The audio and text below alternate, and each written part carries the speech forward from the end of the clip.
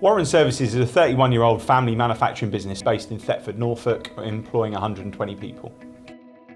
The Bank House Hotel is a 12-bedroom hotel, bar and restaurant based on the riverfront in King's Lynn. The Flagship Group is a housing association that provides homes for people in need and creates sustainable communities. Norfolk Library and Information Service delivers a lending library service, events and activities for children, families, adults of all ages. The immediate impact when COVID hit was worry. It was just the unknown. This was a completely new thing. You know, the staff were worried, should we be at work, shouldn't we be at work, are we essential? From the Friday evening at 6 o'clock when the announcement was made, we've just closed basically. We did have hotel bedrooms staying open or available for key workers. And even though we adopted agile working in 2016, quite a feature of our culture was that we like to come together, to work together, to collaborate together. And all of a sudden that stopped. We had to just go home. One of the major things we did was we split the shifts up. We split the workforce into 4 because we got 2 sites, and we split them between 2 shifts. So we could isolate the 4 groups. So if we did have an outbreak, we could possibly control it within 1/4 of the workforce. We've always done temperature testing. So on access to the building, we would temperature test. And then more recently, we've been doing lateral flow testing backed by Public Health Norfolk.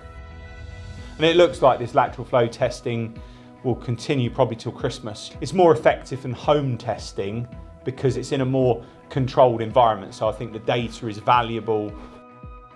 Rearranging the first floor of the library was an absolute mammoth task. We pretty much moved every single book and shelf that was on that floor.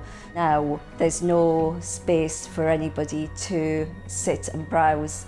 It's all about being able to find what you need. In terms of quarantining books, we had to quarantine those for 72 hours. One of the things we brought in was when we had guests staying in the hotel, if there were people staying for more than one night, the housekeepers didn't service the rooms in between their stay. They were just done at the end of the stay and then left for 48 hours before we resold the room. We also included hand sanitisers attached to the key rings for the guests, so they were always on hand. So some of the new practices and protocols that we put in place were lots of the things that I think a lot of people did. So one-way systems, sanitising stations everywhere.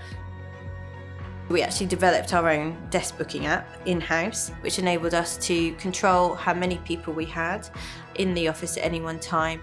Lots of communication, lots of different ways of communicating. It was important so everyone understood, that being emails, was it briefing, was it the newsletter, just as many different formats to make sure people got the message.